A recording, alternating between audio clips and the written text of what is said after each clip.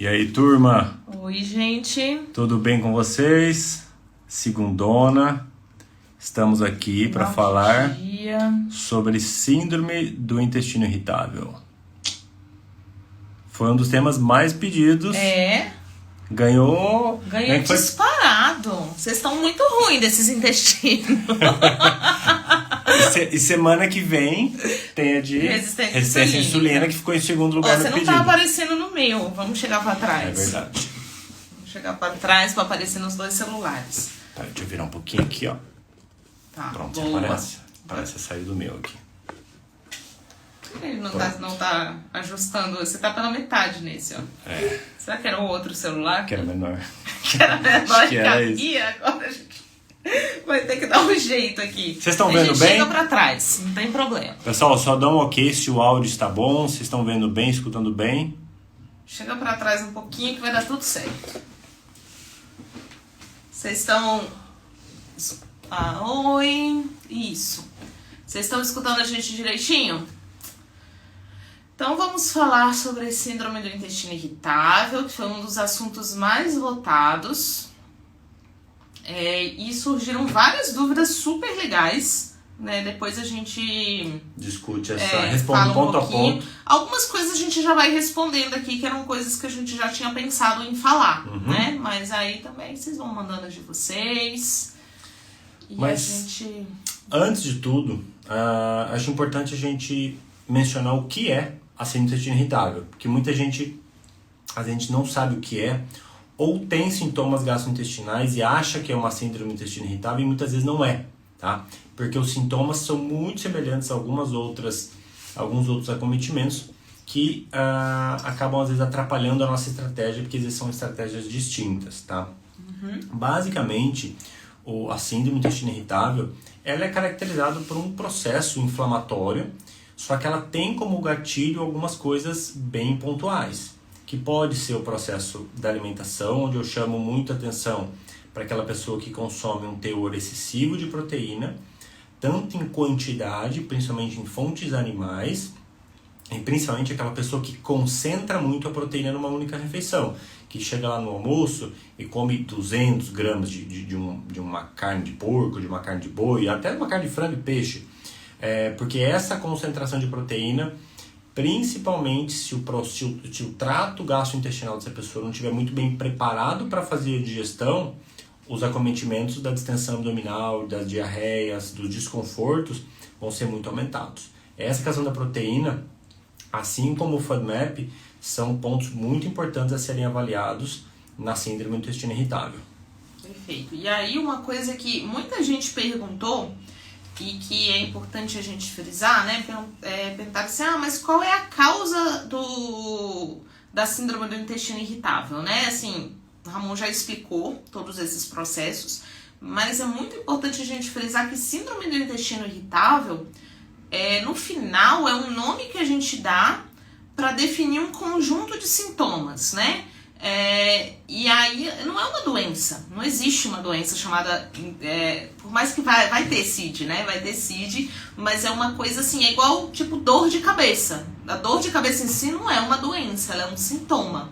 E a síndrome do intestino irritável é um conjunto de sintomas que vão ser um reflexo de várias coisas, como o Ramon explicou, e funciona igual a dor de cabeça, é um reflexo de outras questões. Então a gente tem que lembrar que são sintomas, né? É um nome que a gente dá para definir esses conjuntos. E quais são esses sintomas? Isso vai variar de pessoa para pessoa, mas o que está sempre presente? Uma dor abdominal, né? Que geralmente ela melhora muito ou até ela passa completamente depois da pessoa evacuar. Então, assim, dá uma cólica intensa, a pessoa corre pro banheiro e aí depois que ela vai, ela consegue, né, reduzir bem os sintomas dela. Quando o intestino tá preso, porque pode ter constipação, isso às vezes fica um pouquinho mais complicado, porque a pessoa não consegue botar isso pra fora, né? Então a dor fica prorrogada. Então é dor abdominal que melhora ou até passa quando a pessoa consegue evacuar. Pode ter constipação, então o intestino pode prender, pode ter diarreia. Ele oscila muito. Por exemplo, essa semana nossa, super preso. Semana que vem tive diarreia 3 vezes por dia, 3 vezes na semana, por exemplo. Ou às vezes 2, 3 vezes no dia, isso acontece também. Tem sempre essa oscilação. Essa oscilação. E tem paciente que vai ter mais constipação, tem paciente que vai ter mais diarreia. Mas sempre com essa oscilação. E tem uns que tem um misto mesmo, né, das duas coisas. Então pode variar. Pode ter distensão com gases, mas aí é importante a gente pensar em outras causas também. E pode ter muco nas fezes, né? Se tiver sangue, não é, tá? Aí é alguma coisa mais séria mesmo. Aí precisa investigar com algum exame mais específico que não é síndrome do intestino irritável se tiver sangue. Mas o muco é uma coisa que é relativamente comum aparecer quando tá em crise. E tem gente que não tem os sintomas, tem uma confissão a fazer. Eu tenho intestino irritável, que fica muito bem. Assim, é muito raro eu ter uma crise. Eu posso passar meses sem nenhuma crise. Antigamente, na minha época de faculdade e residência, era mais comum. Nunca foi contínuo. Então é isso. Assim, tem gente que tem contínuo e tem gente que tem que nem eu tinha, né? Ainda aparece muito raramente uma crise, tem essa tendência. Mas aí é aquela coisa. Tem sintoma na crise, passou a crise, a pessoa tem um intestino super regularzinho. Pode acontecer também, tá? Essas pessoas geralmente não procuram muita ajuda. E aí esses casos são meio subdiagnosticados. Porque não dá importância. Não dá importância. Uma cólica aqui que melhorou do nada, fui no banheiro e passou. Né? E a minha era bem típica. Eu ia no banheiro, 100%. Eu achava que eu ia morrer, a pressão baixava, eu achava que ia desmaiar, já desmaiei. e depois passava. Assim, tava ótima, tava 100%. E uma coisa importante, um dos principais gatilhos é estresse, que geralmente é algo que as pessoas não dão tanta importância assim, e falam assim, nossa, mas como que o meu estresse vai interferir no meu intestino? Isso é alguma coisa que eu comi, alguma coisa que não me fez bem, mas tem sim uma relação muito forte entre estresse, ansiedade, com a parte intestinal e também o oposto, que não cabe nessa live, mas sim, existe uma relação direta entre o grau de ansiedade, o grau de estresse mental de uma pessoa com a interferência do funcionamento e dos sintomas gastrointestinais. E é isso, assim, eu vi já essa pergunta, estresse piora muito, muito, muito. Não era à toa que eu tinha crises na minha época de residência, né? Não tem mais? Olha, faz um bom tempo, viu? Talvez eu tenha tido uma no ano passado, mas tô bem, tá? E é bem comum, viu, gente? Os pacientes chegam com muitos sintomas assim. Aposto que muita gente tá se identificando aí quanto a esses sintomas. E aí, nesses casos mais intensos, a gente tem que excluir outras causas, porque não existe um exame que vai dizer isso aqui é intestino irritável. Intestino irritável é uma coisa que na medicina se chama de diagnóstico de exclusão. É assim, você tem que excluir outras coisas, tendo aqueles sintomas e não tendo outras doenças que justifiquem esses sintomas, aí se classifica como intestino irritável. Mas aí tem que ver se não é uma outra coisa, né? Que pode passar aí desapercebida e a pessoa achando que é intestino irritável a vida inteira. Então, supercrescimento intestinal bacteriano, né? O SIBO. Esse é muito comum. Muito comum, pode confundir, porque os sintomas são muito parecidos. Muito parecidos. Só que na SIBO, talvez a distensão e os gases sejam mais intensos. Né? E aí, isso não passa tanto quanto a pessoa consegue evacuar, assim, a dor é mais constante. É um quadro um pouco mais intenso ali, mas pode confundir com o intestino irritável mais intenso. Né, uma SIBO mais suave junto com o intestino irritável intenso. E é importante, porque senão vai ficar tratando o intestino irritável e esse supercrescimento tá lá e não vai adiantar, não vai resolver, né? Tem que ver se não tem alguma doença inflamatória intestinal, que aí é doenças autoimunes. Um Crohn, uma retrocolite ulcerativa, por exemplo. É sempre importante descartar isso através de exames de imagem, por exemplo, também, pra gente não ficar, às vezes, tratando alguma coisa que não é a causa raiz. Porque, como a gente falou, o síndrome do intestino irritável, ele é só uma consequência de alguma coisa que não tá boa. Então, é a pontinha do iceberg, que a gente tem que olhar por trás e tentar investigar o que está causando aquele sintoma. Perfeito. Então, de excluir isso, excluir uma doença celíaca E aí, na origem, alguém me perguntou outro dia numa caixinha, intestino irritável é causa ou consequência de uma intolerância alimentar? É consequência. O intestino irritável não vai causar uma intolerância alimentar. Mas o que causou essa intolerância alimentar também? Não apareceu do nada aí. Né? Porque intolerâncias alimentares são consequências de um intestino permeável. Exatamente. Então, o intestino irritável é a consequência da consequência. É grande o assunto. O tratamento é muito amplo da intestino. E tratar intestino ele é amplo. E essa questão da hipersensibilidade ele é tão importante que quando eu recebo alguém, Luana também, para a gente tratar, fazer uma estratégia eficiente para o tratamento da síndrome. Primeira coisa que a gente pensa é capacidade digestiva, FODMAPs e hipersensibilidade. Muita gente às vezes começa por FODMAP, que é algo que é mais direto, é para te tirar de uma crise, tá? Só que às vezes, e pelo que eu tenho percebido, muitas vezes ele não é o grande gatilho. O que eu mais observo hoje, por incrível que pareça, é uma incapacidade do sistema digestório. A pessoa ou com o uso de anos, às vezes nem utiliza mais, ou ainda utiliza de omeprazol, por exemplo, o inibidor de bond de próton, que tira um pouco a acidez, ou seja, hipocloridria. Pessoas com uma produção enzimática a nível entérico, protease, amilase, em níveis insatisfatórios. Então, como que eu prefiro fazer? A pessoa chega com sintomas. Muitas vezes eu ponho o FODMAP logo no começo, só que a minha base, o que eu considero, é estabilizar o processo digestório. Porque se a digestão ela não estiver equilibrada, você pode fazer a estratégia que for, pode melhorar de forma pontual. Voltou com o FODMAP, volta tudo de novo. Ou seja, primeiro, vamos equilibrar o processo digestório. E às vezes só de fazer isso, e a gente vai discutir as estratégias, já melhora. Você nem precisa tirar FODMAP. E às vezes você faz enzima, faz o FODMAP e ainda está lá, distendendo, e já descartou cibo, tá? Vamos supor que realmente não seja. Talvez seja o momento, aí sim, de avaliar às vezes uma hipersensibilidade. Quando a pessoa chega, fala assim, nossa, eu já tenho essa distensão há 5 anos, por exemplo, já tenho esse desconforto, ninguém nunca viu nada. Já vamos investigar tudo, já vamos avaliar o processo digestório, já vamos fazer um teste de hipersensibilidade alimentar, porque às vezes são alimentos que a gente nunca imagina na vida. Já vi figo, acelga, já vi de tudo. Um paciente meu que só tinha para queijo coalho. Ah lá. É só queijo coalho. Ele não tinha intestino irritável, mas ele tinha uma dermatite que só resolveu depois que tirou o queijo coalho. Vai entender. Então, essa questão de hipersensibilidade, e ela é muito comum, viu, gente? Por exemplo, enxaqueca, que não vai muito aqui, mas eu tenho uma enxaqueca que não passa por nada, já fiz de tudo. Avalie hipersensibilidade alimentar. Eu tenho umas dermatites que não avalie hipersensibilidade.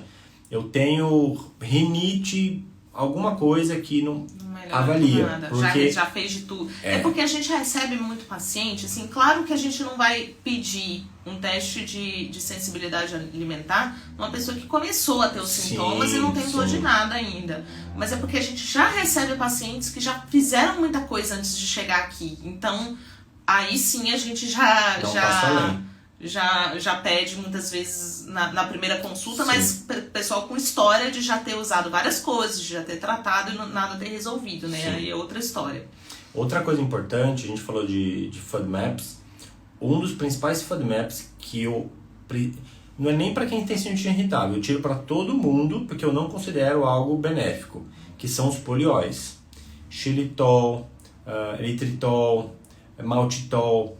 Tudo isso são carboidratos extremamente fermentáveis que vão desequilibrar o bioma, se for um uso crônico, obviamente, mas ele tem uma consequência aguda de aumentar muito a fermentação. Então a pessoa come e fica com a barriga muito dilatada. Isso não dá para entrar em FODMAP de jeito, é o primeiro a cair. Muita gente que acha que é uma alternativa saudável ao açúcar, né? A gente vai em locais de comida mais saudável e os sobremesas são todas com xilitol. Né? Infelizmente, não dá. A gente vê um monte de chocolate aí com xilitol, então é uma coisa muito comum. Aí a pessoa tá achando que tá fazendo tudo de melhor, né? Que tá arrasando e tá se enchendo de poliol e contribuindo para essa distensão. Troca por stevia ou monk fruit. Ou se for usar, usa muito, muito, muito pouquinho açúcar, que é melhor do que usar um xilitol e tritol, por exemplo. Isso.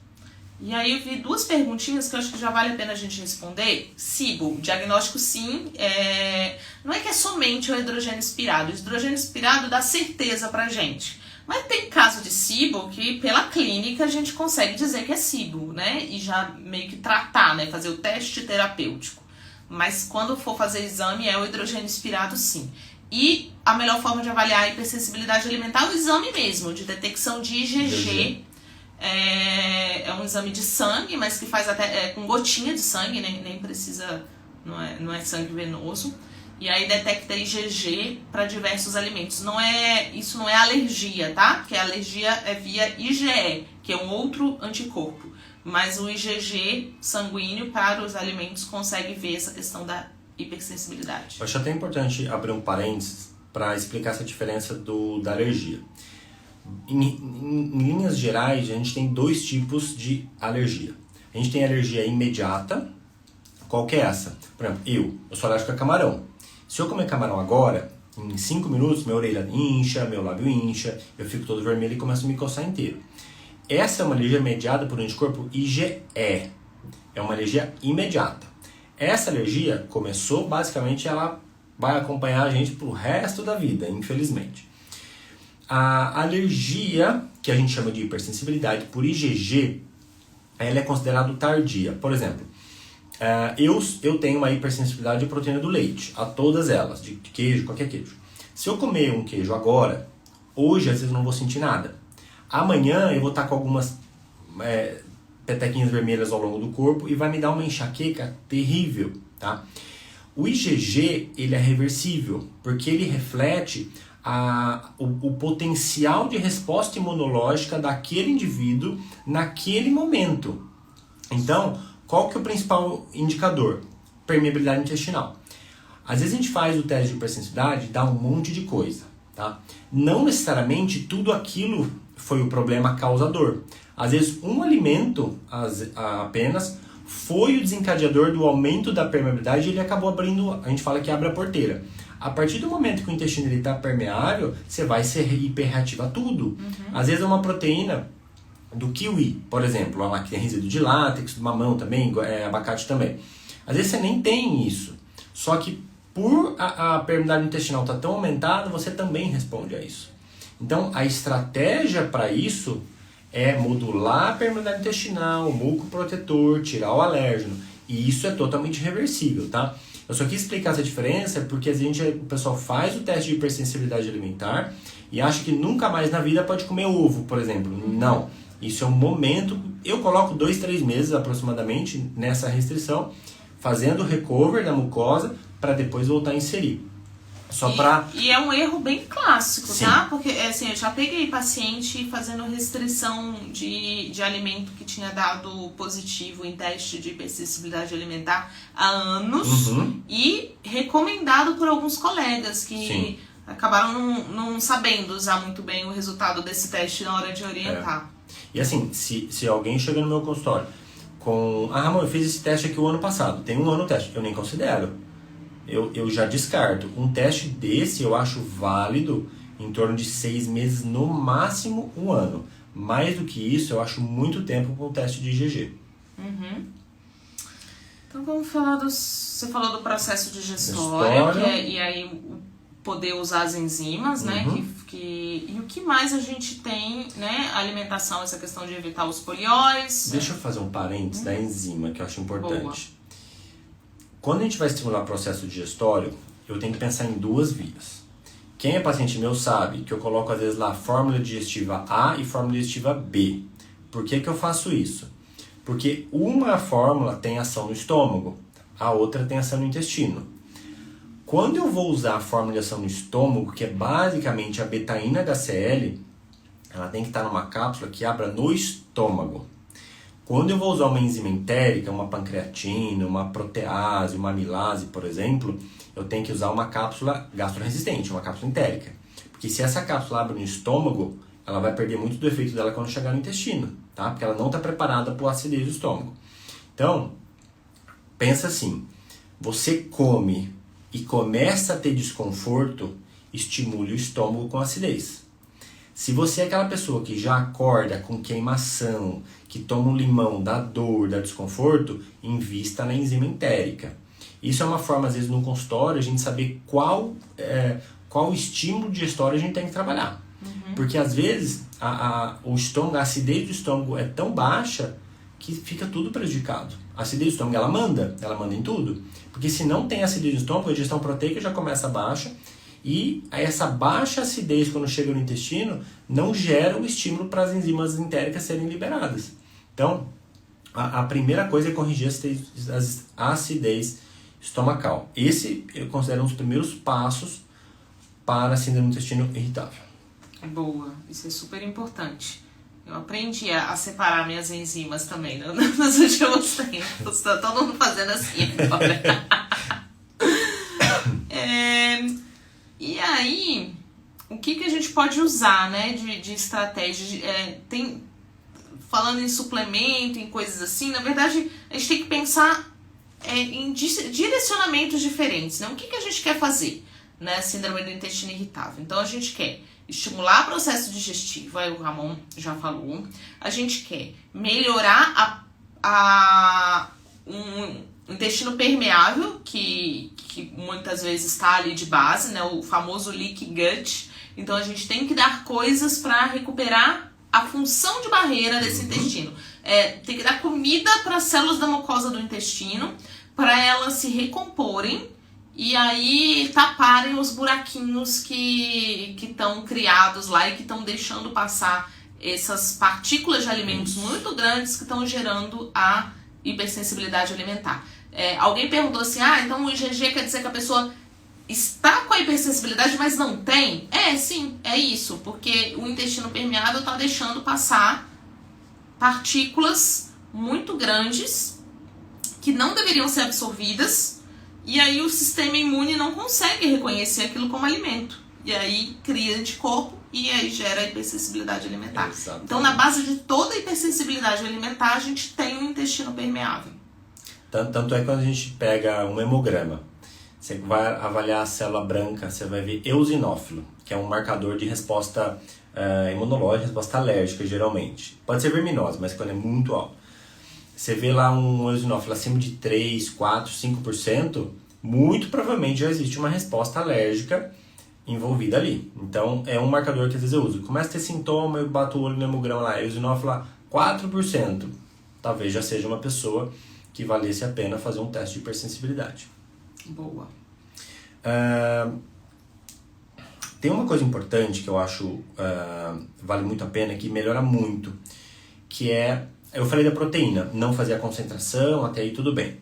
Só que o tipo da proteína também vale muito a pena a gente fazer a mudança. Existe atualmente uma migração entre whey protein para as proteínas vegetais. Só que proteína vegetal, principalmente proteína da ervilha, tem uma concentração de FODMAPs muito alta, tá? Quando eu quero deixar esse intestino menos fermentável, eu uso somente proteína de colágeno, que é o body protein, por exemplo, que a gente tem hoje no mercado, tem outros, porque é uma proteína hipoalergênica e hipofermentável. Você não vai fermentar com body protein, exceto se tiver um xilitol lá, por exemplo, que algumas marcas colocam, essa que a gente falou, da latinha azul não tem, como forma de ofertar proteína em níveis satisfatórios, bem fracionados, sem gerar a distensão abdominal, que o whey protein pode desencadear por hipersensibilidade muitas vezes, e também com a proteína da ervilha ou a proteína do arroz, que não são tão palatáveis, mas ainda podem gerar uma distensão abdominal. E o colágeno ainda está ajudando a reparar essa mucosa intestinal. Bom, então é um suplemento assim... maravilhoso, proteína de colágeno para quem tem intestino irritável, porque é de fácil digestão, não vai causar distensão e vai ajudar, né? E aí a gente pode usar glutamina, mas tem um porém aqui da glutamina, né? Ela é super útil para reparar a mucosa, mas em pacientes que fazem muita constipação, não dá certo. Então, o intestino irritável que tem muita constipação, essa glutamina aí pode piorar esse quadro de constipação. Ficar atento, né? O paciente mesmo percebe, né? Se for o caso, tira, reduz, vai ajustando aí para essa glutamina não virar uma questão aí de constipação, um problema. Outra coisa importante, pensando em reduzir resposta inflamatória. Reduz a gordura saturada. Gordura de carne, gordura de alimentos ultraprocessados que vai desencadear problema por ser ultraprocessado mesmo. Mas a gordura saturada como um todo, da carne, do frango, etc., tem que ser reduzida, tá? Óleo de coco também, eu não coloco muito, eu não gosto de óleo de coco, eu dou uma bela de uma restringida, exceto o C8, que é o caprílico. Esse não tem tanto problema, porque as vias de digestão dele são bem diferentes. E aumentar a oferta de compostos de gorduras de caráter mais anti-inflamatório. Óleo de semente de uva, óleo de gergelim, que mais? Óleo de abacate, azeite de oliva. Azeite não são as melhores gorduras. E detalhe, nesse momento de maior crise, nem tanta gordura assim. Gordura retarda muito o processo digestório, que não é o que a gente quer. A gente quer deixar a digestão um pouquinho mais fluida no momento. Então, use os óleos de forma pontual como estratégia anti-inflamatória, mas não a ponto de retardar muito o processo de digestão. Boa. E o que tem de chá? Chá. Olha, os que eu mais gosto é funcho, esse vocês têm que anotar. Funcho, menta, que é hortelã, é diferente, mas pode ser a mesma coisa. Cravo, gengibre. Se eu for elencar os 4, eu colocaria esses 4. Tem outros, alecrim, cúrcuma, até marquei aqui.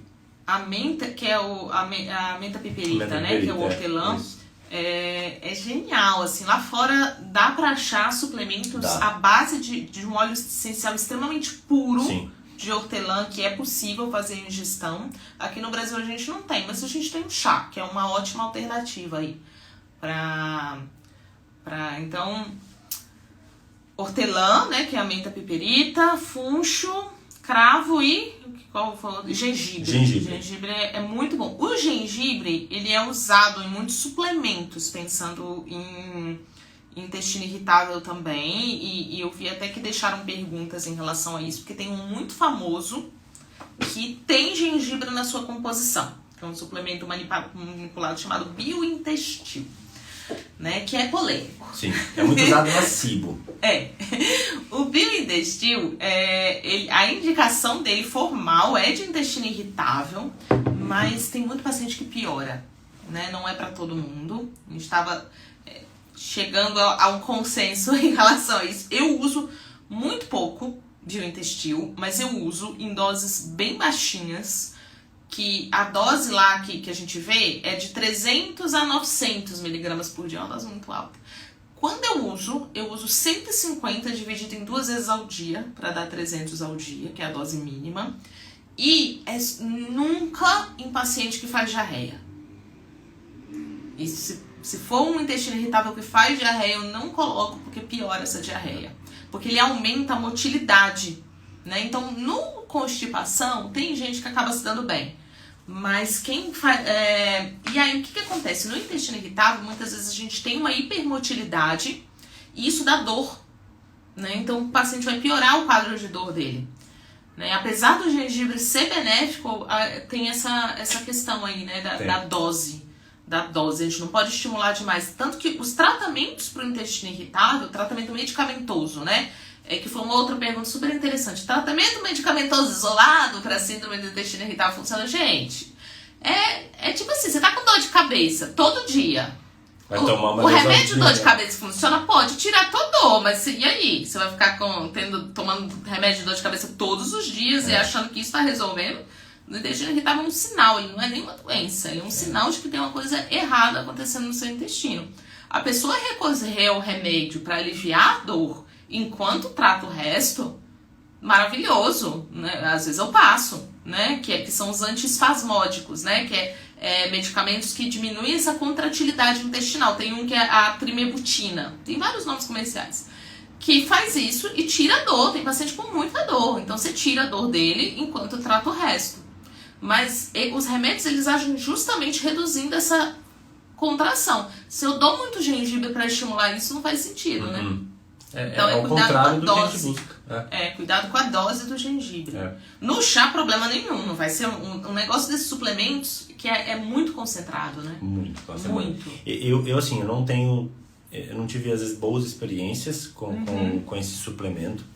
Já tive bons resultados, mas a grande maioria as pessoas não se dão tão bem com ele. Dá muito desconforto, às vezes dá queimação, dá dor abdominal.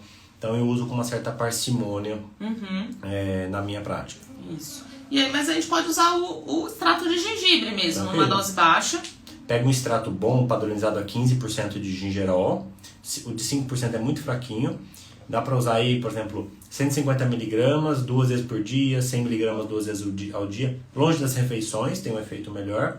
Mas é importante que esteja padronizado a 15% de gingerol, para a gente ter certeza da pureza do gengibre. Bom. Perguntaram ali das tinturas. São as mesmas dos chás. Então, hortelã, funcho, licorice, cravo, alecrim, gengibre, tudo pode ser usado em forma de tintura. Qual que é a vantagem? Praticidade, às vezes está no trabalho, dá para pingar na água, não dá para preparar um chá. E a potência. A tintura ela é muito mais forte, porque é um extrato alcoólico. Você consegue tirar muito mais composto ativo da planta, da erva, com extrato alcoólico, do que simplesmente fazendo um chá. A tintura ele é um intermediário em termos de potência entre um chá e um extrato concentrado em cápsula. Isso aí. Então a tintura fica nesse meio do caminho. Ele é mais forte que um chá e mais suave do que um extrato concentrado, né, em cápsula. Ele tem uma vantagem, o custo dele é muito baixo. Então, de custo-benefício é a melhor opção de todas, com certeza. É mesmo, até do que chá, porque sim. o frasco dá para um monte de vezes. Sim. Né? Melhor custo-benefício da vida. O que mais a gente pode usar em termos de suplementação? Tem que pegar toda essa parte anti-inflamatória, né? Então aí pode entrar cúrcuma, boswellia. Gente, boswellia para intestino. Eu coloco a bose, que ela tem uma padronização de 10% de AKBA. Ela é maravilhosa. Para doenças intestinais, associado com o gengibre, então a gente pode fazer uma fórmula, por exemplo, colocar 200 mg de bosve, padronizada a 10%, colocar mais uns 200 mg de gengibre a 15% e uns 10 mg de soja de Imples. E pode colocar uns biomumps junto.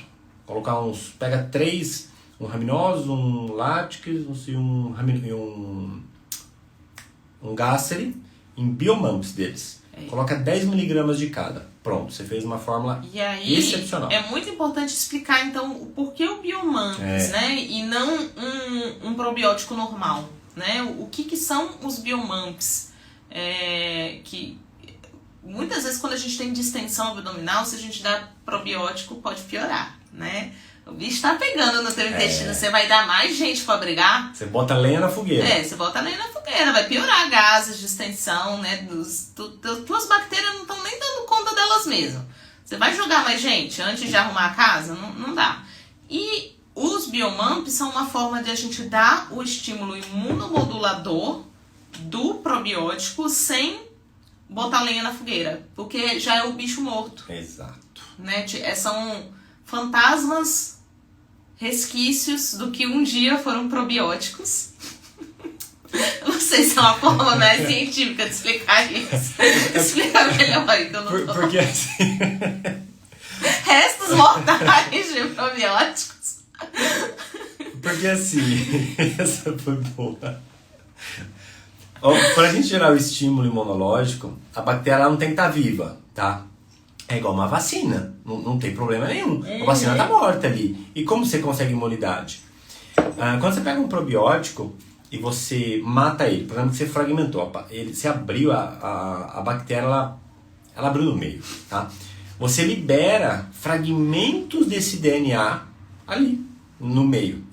E a gente só precisa disso. Simplesmente o fragmento desse DNA dessa bactéria chegando no intestino, que são os MUMPs, que estava ali na parede celular da bactéria, e gera o estímulo anti-inflamatório que a gente quer.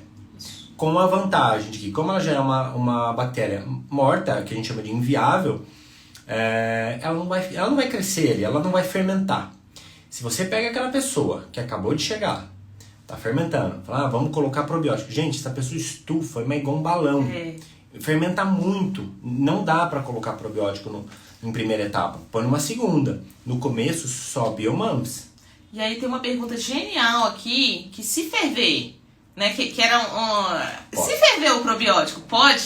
Pode. Eu não sei se ele vai ter o mesmo estilo do biomumps de monomodulação. Não vai. O biomumps é a vacina. Exato. Não é qualquer vírus que matou e bota no teu corpo que vai desenvolver a imunidade, né? Eles tiveram toda uma pesquisa para separar a parte específica do vírus, cortada da forma certinha, para o seu corpo reconhecer, né, o seu sistema imune reconhecer aquilo como um vírus e aqui no caso reconhecer como uma bactéria. Mas é uma forma de sim dar um estímulo sem fermentar. Sim. Dá pra, talvez não tenha todos os benefícios do biomumps, mas dá pra usar. Às vezes a pessoa chega e fala assim, eu já tô tomando esse aqui de 50 bilhões, que é muito forte. Aí eu falo assim, abre a cápsula, joga no chá quente da noite, mata tudo e toma. Tá. É igual ao biomumps? Não. Mas é melhor do que nada e melhor do que ele vivo. Isso. Pelo menos isso aqui não vai fermentar. E chega um fragmento microbiano ali. Vai gerar um estímulo. Vai gerar. Então é biomumps, né? Que é bio de bio, MAMPS. Isso aí. Né? E na verdade tem vários tipos de biomumps, né? Tem biomump, aí tem o nomezinho da bactéria. O biomump é só essa questão de ser esses fragmentos só. Esses fragmentos imunologicamente ativos da bactéria. E a gente prescreve em miligramas. Você pode escrever de 10... pensa na Lactobacillus rhamnosus. Só que aí é o biomumps do Lactobacillus rhamnosus. Em vez de colocar em UFC, que é a unidade formadora de colônia, a gente coloca em miligramas. Eu coloco entre 10, podendo chegar até 70 miligramas. Eu começo baixinho, coloco 3 diferentes, 10 miligramas de cada, 30 no total. 30. Já tá ótimo. Vou falar isso. Vou falar 30, perfeito. Botou o N-acetilcisteína. N-acetilcisteína é genial, porque ela serve para muitas coisas. É um suplemento mais versátil que existe. E vai ter, além dessa questão aí anti-inflamatória e tudo, vai estimular a produção de glutationa. Exato. Que é o nosso principal antioxidante. E vai ajudar aí a recuperar um intestino inflamado, um intestino permeável. Então a N-acetilcisteína pode entrar super bem. A quercetina é muito legal na modulação dos processos mais alérgicos, né? E aí essas pessoas cheias de hipersensibilidade podem se beneficiar também. Se ele faz o teste de hipersensibilidade alimentar e já tem uma expressão grande de hipersensibilidade, a quercetina com certeza ela vai entrar. Ela tem um efeito para modular a histamina bastante interessante que eu gosto muito. Boa. O butirato, né? É confuso o butirato, tá? Butirato é um tema confuso porque a gente tem lá o beta-hidroxibutirato, que não tem nada a ver com isso, tá? É a partir da mesma molécula, mas o beta-hidroxibutirato é um suplemento usado lá na cetoadaptação, de quem quer entrar numa cetogênica, estimular a produção de corpos cetônicos, não tem nada a ver com o intestino. Mas o butirato, só butirato, é um metabólito das bactérias intestinais. O que é isso? Substâncias que as bactérias produzem. Né? Antigamente a gente falava que a gente era o que a gente comia, depois a gente passou a ser o que as bactérias fazem do que a gente come, e agora é o que as bactérias produzem a partir disso, né? Exatamente. Porque o que a bactéria faz e as coisas que elas secretam no nosso intestino influenciam tudo. E o butirato é um dos ácidos graxos de cadeia curta que é essencial na modulação do sistema imune. Quando a gente não tem essa produção, a gente pode ter mais sintomas de todos os tipos, mais intestino permeável, mais hipersensibilidade alimentar, mais inflamação, maior risco de câncer de cólon, por exemplo. Isso, porque ele é um agente anti-inflamatório local, né? Então a gente precisa ter um equilíbrio legal da nossa microbiota para estar produzindo isso. E a principal bactéria que produz é a Akkermansia, basicamente. Quem não tem muita Akkermansia, que é uma das bactérias super importantes lá. Ela tá presente numa concentração pequenininha. Deixa eu só ver se eu não tô falando besteira, mas tenho quase certeza. 1%. Que de 0,5 até é pouquinho que a gente tem que ter. Quando a gente tem demais, o que acontece? Dá problema. Mas quando a gente não tem, também é muito mais frequente dar problema. E é isso mesmo. E aí, o que a gente pode fazer? Quando esse intestino está faltando uma produção adequada de bactérias que produzem butirato, hoje em dia a gente pode suplementar esse butirato, né? Que é tem 2 suplementos hoje no Brasil. Esse Core Biome é o mais antigo. Acabou de lançar um outro, que é a mesma coisa, exatamente a mesma coisa, mas que é o da Galena. É exatamente a mesma coisa. E o nome é super parecido. Butirato. Já acho aqui, gente. Improviso. É ao vivo, gente. Ao vivo. Acho que o suplemento lançou mês passado. Então, New Biome. New Biome. É a tributirina. Os dois são a tributirina. O que é a tributirina? São moléculas de butirato conjugadas lá de uma forma que a gente consiga absorver e chegar no intestino. Então, a gente pode suplementar direto o butirato nesses casos, ou através do New Biome ou através do Core Biome, tá? Ele tem que ser suplementado sozinho, né? Não dá pra a gente misturar com outras coisas na cápsula. É uma cápsula só dele. É uma cápsula só dele, mas pode ser um aliado aí em situações que... Principalmente quando a gente tem um teste de microbiota, né? Mostrando... como que é a distribuição de bactérias. Pode ajudar muito. Hoje eu atendi uma paciente que é nossa, né? Sim. E ela melhorou bastante os sintomas com as estratégias que você já tinha passado para ela, mas ela tem uma genética muito forte para hipersensibilidade alimentar, que predispõe muito. E aí é aquela pessoa que eu falei para ela o seguinte, que é a minha teoria sobre isso. Temos vantagens disso também. Porque tem gente que tá comendo coisa aí que não faz bem pra pessoa, e a pessoa passa uma vida comendo, só vai descobrir quando já virou um problemão em outro lugar. Com a genética dela, isso nunca vai ser problema, porque deu ruim, ela vai sentir. Né? Então, tem uns genezinhos que é isso, sabe? É uma chatice, porque a pessoa não pode escorregar. Que tem sintoma. Mas é uma bênção, porque ela nunca vai conseguir ter uma alimentação que faça mal pra ela. Teoricamente não. Não dá, porque não dá pra disfarçar. E aí ela tinha o genético e tinha o de microbiota intestinal. E ela não tinha Akkermansia. E ela não tinha Akkermansia, né? 0 Akkermansia e uma desproporção lá Bacteroidetes firmicutes. Então foi bem legal, e aí já dá pra gente fazer uma coisa mais direcionada ainda para esses casos. Sim. Tem um outro ativo que eu gosto. Esse aqui não resolve muito problema, mas ajuda a controlar sintoma, que é carvão ativado. Carvão ativado eu gosto de às vezes colocar pela manhã, 500, a partir de 400 já tá valendo, 400 até 1000 miligramas de tomar carvão ativado pela manhã em jejum. Tem que esperar aí pelo menos 40 minutos, 1 hora para fazer uma refeição. É uma forma da gente tentar reduzir ao máximo o processo fermentativo ao longo do dia inteiro. Só tem que tomar cuidado porque carvão carvão ativado é quelante. Então, para quem tem uso muito crônico, vitamina, mineral, tudo isso pode ter uma deficiência de absorção. Então é importante, vai tomar uma forma de vitamina, alguma coisa, não use junto ao carvão. Jogue longe, 2, 3 horas depois, para a gente tentar minimizar um pouquinho essa perda. E carvão ativado não pode ser uso contínuo. É uma estratégia pontual por 15 dias, 1 mês no máximo, e depois a gente tira. Depois disso é só assim, você pode usar pontualmente. Exato. Não vai comer uma coisa que você sabe que não vai dar, né? Vai pra festa de casamento, toma um carvão ativado. E umas enzimas junto. Mas aí para ser uma coisinha mais pontual.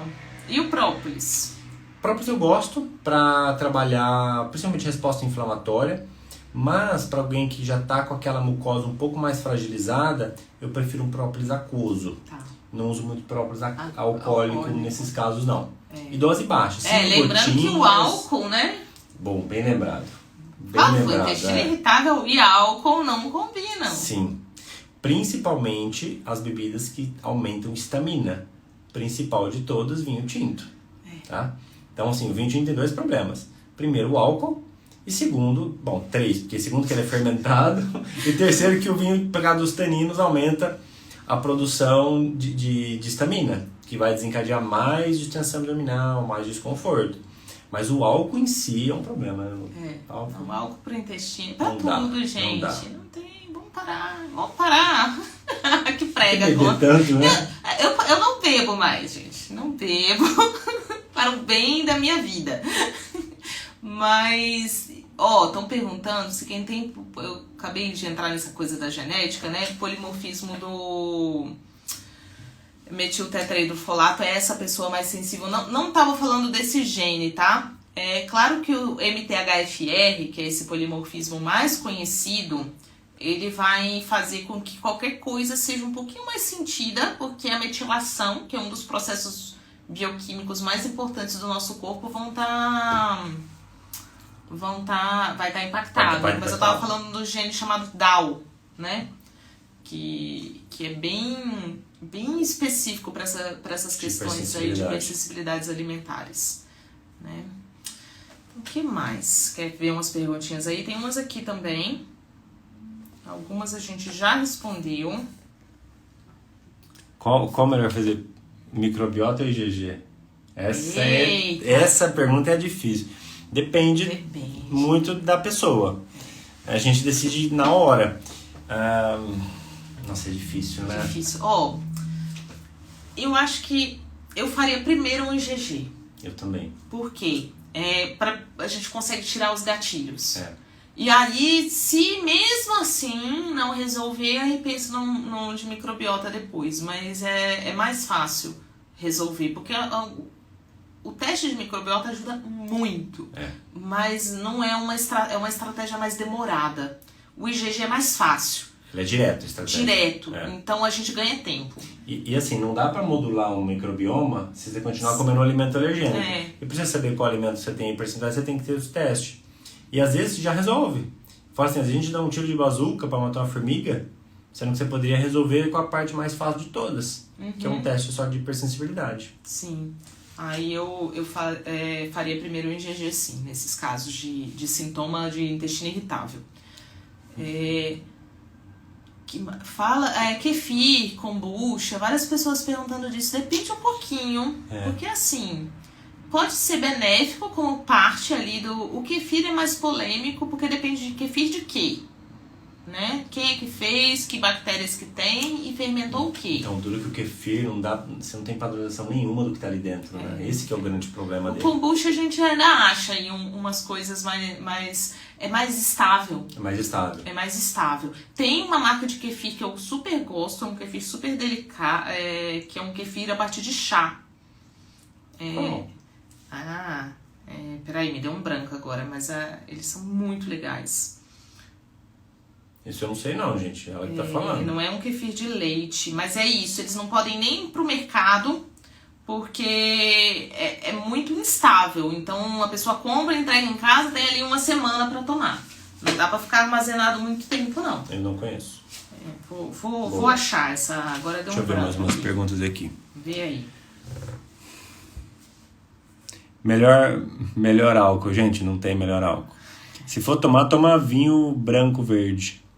Acho que é melhor. Vinho tinto é o pior de todos. Gin é ruim, porque tem muito álcool. Geralmente você vai misturar ele com alguma coisa. Com alguma bebida que às vezes tem açúcar. Então, não.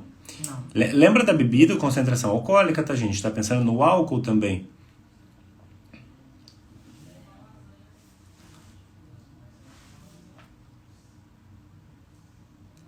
Lá, naquela carne que eu fiz na cerveja, não vejo tanto problema, porque é uma garrafinha para a preparação inteira de 2 peças. Então, vai ser super diluído ali, não vejo tanto problema. Eu me preocupo mais com a carne vermelha pelo processo digestivo, tá? Intolerância histamínica é realmente esse gatilho da produção de histamina e hipersensibilidade alimentar que a gente está realmente falando, do teste do IgG e tudo mais. Café pode ser gatilho, sim, principalmente quando tomar do estômago vazio. Tem que tomar sempre com comida, é melhor. Eu não digo suco de uva não, gente. Acho uma concentração de açúcar ali muito grande. Particularmente eu não gosto. E fermenta.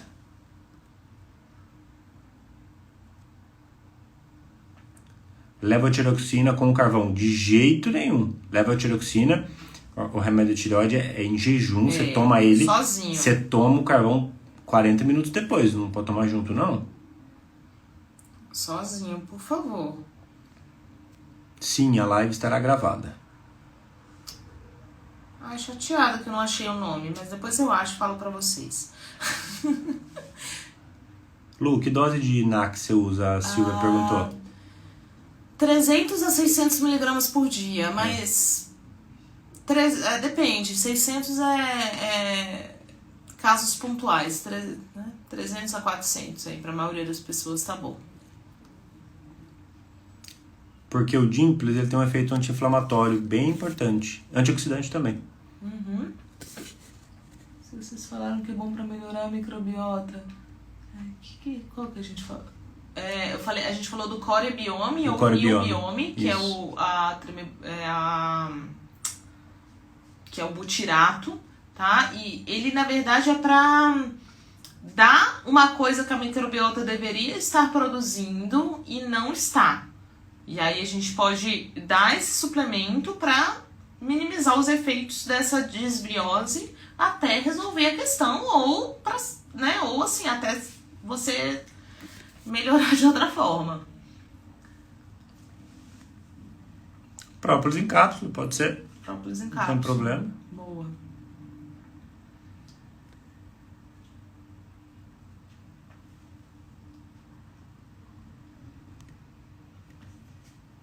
Mais perguntas, gente? NAC pode dar alergia? O NAC em si não, gente. Só se for alguma coisa que tá junto do NAC, porque esses NACs comprados em farmácia tem um monte de corante, tem um monte de coisa junto. O NAC em dose alta, às vezes dá desconforto. O desconforto gástrico é comum, Isso tá? é comum. Às Mas vezes dose alta. Quando eu quero dar dose mais alta, eu boto em cápsula gastroresistente. Isso. Mas alergia não, porque é um aminoácido. Então não tem como sensibilidade à histamina. Pra quem tem histamina alta, chocolate é um problema. Fibergum, sim. Fibergum é uma boa fibra, que é uma caça purificada. Ela é um prebiótico. Geralmente eu não coloco no começo, na primeira etapa. Eu espero um pouquinho para entrar com ela, tá? Porque prebiótico a gente consegue na própria alimentação. Então eu prefiro esperar um pouquinho para usar o prebiótico. Boa.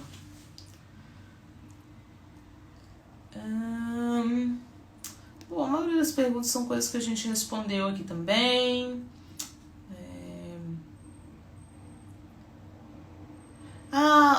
Ômega 3, sim, Fernanda. Acho que é Fernanda. Sim, ela é uma estratégia, só avalia se não tem hipersensibilidade ao ômega 3, tá? Com algum resíduo de crustáceo, porque a pessoa pode ter um certo grau de alergia. Mas o ômega 3, assim como o NAC, ele ajuda no fechamento da hiperpermeabilidade do intestino. Ótimo. E tem uma pergunta bem interessante aqui, que se existe relação com a parte hormonal, né, o intestino com os hormônios, porque a gente sabe que mais mulheres têm intestino irritável. O que existe é que durante o período menstrual, principalmente mulheres que fazem mais TPM, mais cólica, mais sintomas, né, que muitas vezes estão relacionados a níveis de estrogênio ou a vias mais inflamatórias que esse estrogênio pega, durante esse período a gente tem um aumento de produção de prostaglandina, que são algumas proteínas que têm um efeito ali de estimular o intestino. Então, mesmo quem não tem intestino irritável, sabe que às vezes o intestino dá uma soltadinha em período pré-menstrual. Isso é clássico, por conta do aumento dessas prostaglandinas. Então, em mulher, isso pode piorar o intestino irritável que já existe aí, né? E a gente olhar para esses sintomas menstruais pode ajudar também. E temos essa questão de estresse, né? Que as mulheres às vezes lidam com estresse de formas um pouquinho diferentes. Enquanto os homens engolem o estresse e viram outro tipo de doença, eles vão infartar depois.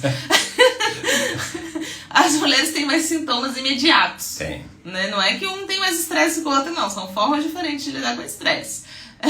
E aí sim, isso pode acontecer. Na verdade foi 300 a 400 de NAC. Ácido alfa-lipoico até posso usar nessas doses, tá? Mas aí, geral, pra isso, faço doses bem menores. Ali uns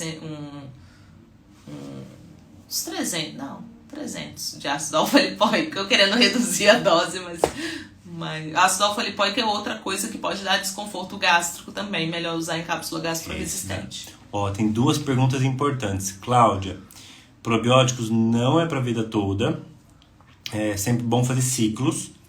Hora sim, hora não. E mude os probióticos em quantidade. Tem hora que põe Bioamp, tem hora que coloca probiótico tradicional, mais bilhões, menos bilhões, e mudando as cepas. Outra pergunta, me perguntaram do caldo de osso. Se for, eu já perdi a pergunta. Se for de osso de boi ou de galinha. Tanto faz. Pode usar qualquer um deles, tá? Ele é uma fonte muito rica em glicina, tá, gente? Que é fundamental para deixar a ligação entre as células intestinais muito forte. O colágeno que suplementa em pó, a ideia é essa. Óbvio que é muito mais prático, uma quantidade muito melhor conseguir no pó. Mas para fazer uma sopa à noite, por exemplo, usar um caldo de osso que você mesmo fez, tranquilo, é uma excelente estratégia. Boa. Por hoje é só, pessoal? Temos 1 hora de live já. Eu sei que tem muita pergunta. Dose, a gente vai falando, mas depende da fórmula que a gente está fazendo, tá? Porque quando a gente junta as coisas, as doses podem mudar, né? Quercetina é uma coisa muito variável, que pode ir de, 300 a 500 miligramas por dia. Até 600 em algumas pessoas com quadros alérgicos mais fortes. Então, depende muito de se eu tô dando isso sozinho, tô fazendo isso associado a alguma outra coisa. Eu prefiro, às vezes, mesclar, né, mais de um estimulante inflamatório, dar uma dose mais suave deles, do que fazer uma dose alta de um só. Eu também. Né? Porque a gente tem um sinergismo aí e reduz ali e muitas vezes quando a gente fala, tem que ciclar fitoterápico mesmo. Tem. Mas o tempo que a gente consegue manter depende da dose. Porque se eu der uma dose muito alta, eu vou ter que ciclar mais rápido. Se eu tô dando doses mais suaves, eu consigo deixar por um período maior. Sim. Então, tem isso também. E uma coisa importante, a gente falou dos chás, não é só um chazinho de manhã não, tá? É um chá de manhã, um antes do almoço, um à noite, pelo menos uns 3. Tintura também, a gente pode usar, por exemplo, a tintura 1 hora antes do almoço e umas 2 horas depois, por exemplo, entre as principais refeições. Não adianta só acordar, fazer um chá e achar que isso resolve. Não, a estratégia anti-inflamatória, ela é constante ao longo do dia. Isso. Então, pelo menos umas 3, 4 estratégias durante o dia todo, separadas das refeições. Boa. A live vai ficar gravada, gente. A não ser que o Instagram resolva fazer alguma coisa diferente com ela. Mas a intenção é sempre deixar gravada. Feito, turma. Tá bom? Quais chás a gente falou? Tem tudo aqui. Vai ficar gravada. Falamos, repetimos. São as mesmas coisas da tintura. Vai ficar tudo aqui. Vamos ver se dessa vez o Ramon sempre tá fazendo o resumo e eu tô furando e colocar o meu resumo aqui. Eu faço o resumo, eu mando pra Elu, aqui o resumo. Ela não coloca. Não, tô péssima essa semana de fazer post. Mas vou melhorar. E vou fazer uns aqui que aí a gente coloca por escrito também, tá? Porque senão sempre tem alguém que entra depois e não pegou a primeira vez. A gente fica repetindo a mesma coisa. Mas tá tudo aqui. E semana que vem? Resistência insulínica. Resistência insulina. Foi o segundo colocado da votação. A gente fez hoje de intestino irritável e semana que vem vamos falar de resistência à insulina, diabetes. Semana que vem é feriado, vamos ver que dia que a gente vai fazer. Verdade. Pode ser na quarta. Mas você vai. Só se a gente fizer a distância. Pode ser. Né? Ou até na segunda. Bom, a gente vai ver o dia. Segunda, a gente faz segunda, não vou a gente vai começar a semana mas bem. Aí a gente faz a distância. Feito, turma. Tá bom? Gente, obrigado pela presença de vocês. E até a próxima live. Até. Tchau, gente. Tchau, tchau. Boa noite.